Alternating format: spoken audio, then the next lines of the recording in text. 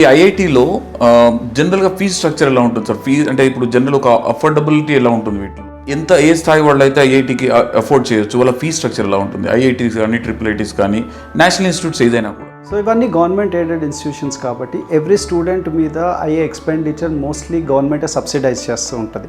So student 3 lakhs per year పడుతున్నా కూడా obviously around 2 lakhs దాకా గవర్నమెంట్ నుంచే సబ్సిడీ వస్తుంది. 1.5 lakh ఎవ్రీ స్టూడెంట్. అలా కాకుండా ఇంకా స్కాలర్షిప్స్ కూడా ఉంటాయి బేస్డ్ ఆన్ ద రిజర్వేషన్. ఈ సబ్సిడీ కామన్గా ఉంటుంది అందరికి. అవి కాకుండా ఫీజెస్ ఎందుకు తక్కువ ఉంటాయి అంటే యూజువలీ సబ్సిడీస్ ఉంటాయి గవర్నమెంట్ నుంచి. అది కాకుండా వీళ్ళు పే చేసే ఫీజెస్లో కూడా based on the reservations like EWS కావచ్చు, లేకపోతే certificate reservation certificates category basis ఆ స్కాలర్షిప్స్ కూడా ఉంటాయి. ఓపెన్ కేటగిరీలో ఏ ఈడబ్ల్యూఎస్ లేకపోయినా కూడా every bank is ready to offer the loan, educational loan.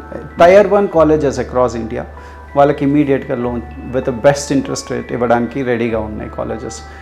And parents ఏది కట్టాల్సిన అవసరం లేదు. 4 years వరకు వాళ్ళు ఇంజనీరింగ్ కంప్లీట్ చేసి వాళ్ళు జాబ్ చేసినప్పటి నుంచే ఈఎంఐ స్టార్ట్ అవుతుంది.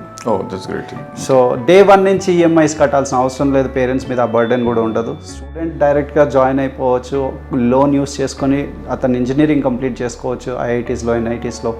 After completion of this total engineering course జాబ్లోకి వెళ్ళిన తర్వాత లోన్ ఈఎంఐస్ అనేది స్టార్ట్ చేసుకోవచ్చు. సో ఇంటర్మీడియట్లో కరెక్ట్గా కష్టపడి ర్యాంక్ కనుక కొట్టేసి మనం వెళ్తే అంత బర్డెన్ ఏముండదు.